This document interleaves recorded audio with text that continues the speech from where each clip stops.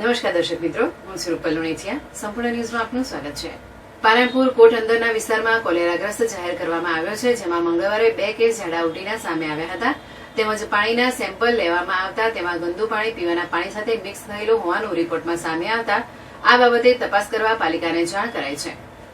પાલનપુર કોટ અંદરના ward number 6 ને કોલેરાગ્રસ્ત જાહેર કરવામાં આવ્યો છે, જેના પગલે આરોગ્ય વિભાગની ટીમ દ્વારા તપાસ કરવામાં આવી હતી, જેમાં મંગળવારે વધુ 2 કેસ સામે આવ્યા હતા, જેથી આરોગ્ય વિભાગ દ્વારા ટ્રીટમેન્ટ શરૂ કરાઈ હતી. તેમજ પાણીના સેમ્પલો ચકાસવામાં આવતા એક સેમ્પલ દૂષિત પાણી સાથે ભેળસેળ થતું હોવાનું સામે આવ્યું હતું, જેથી આ બાબતે પાલિકાને જાણ કરવામાં આવી છે. તેમજ પાલિકા દ્વારા પણ જુદી જુદી ટીમો બનાવી કોટ અંદરના વિસ્તારમાં સફાઈ તેમજ લીકેજ રિપેરિંગની કામગીરી યુદ્ધના ધોરણે ચાલુ કરવામાં આવેલી છે. તેમજ ઝાડા ઉલટીના કેસોનો કહેર ધીમે ધીમે નિયંત્રણમાં આવતો હોવાનું આરોગ્ય વિભાગ દ્વારા જણાવ્યું હતું.